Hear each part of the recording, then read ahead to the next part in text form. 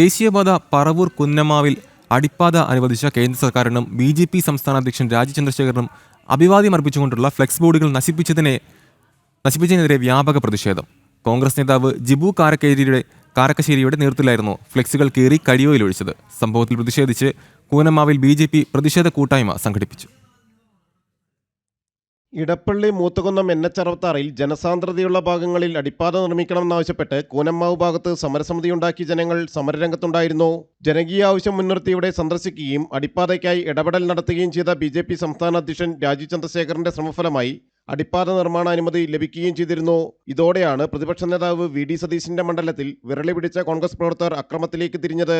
കൂനമാവിലെ കോൺഗ്രസ് നേതാവ് ജിബു കാരക്കശ്ശേരിയാണ് രാജീവ് ചന്ദ്രശേഖരനും കേന്ദ്ര സർക്കാരിനും അഭിവാദ്യം അർപ്പിച്ചുള്ള ഫ്ലെക്സുകൾ നശിപ്പിച്ചതെന്ന് BJP കുറ്റപ്പെടുത്തി.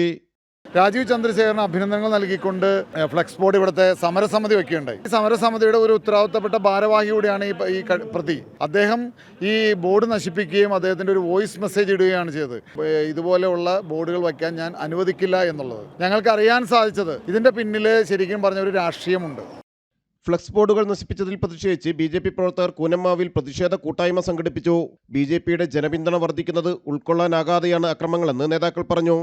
കൂനമ്മാവ് നിവാസികൾക്ക് ഏറ്റവും കൂടുതൽ ആഹ്ലാദത്തിന് ഇട നൽകുന്ന രീതിയിൽ ഇവിടെ അടിപ്പാത നിർമ്മാണത്തിന് അനുവാദം കൊടുത്തിരിക്കുന്നു. അതിനുശേഷം ഇവിടെ ഒരു ബോർഡ് വെച്ചിരുന്നു. രാജീവ് ചന്ദ്രശേഖർജിക്ക് അഭിവാദ്യങ്ങൾ അർപ്പിച്ചുകൊണ്ടുള്ള ബോർഡ് ഇവിടുത്തെ കോൺഗ്രസിൻ്റെ മുൻ വാർഡ് മെമ്പർ 9ാം വാർഡിൻ്റെ മെമ്പർ ജിബു കാരക്കശ്ശേരി അത് കുത്തിക്കീറി നശിപ്പിച്ച് അദ്ദേഹത്തെ വളരെ മോശമായ രീതിയിൽ ചിത്രീകരിച്ചതിൻ്റെ അടിസ്ഥാനത്തിലാണ് ഇന്ന് ഭാരതീയ ജനതാ പാർട്ടി ഒരു പ്രതിഷേധമായിട്ട് ഈ കൂനമ്മാവിൽ വന്നത്.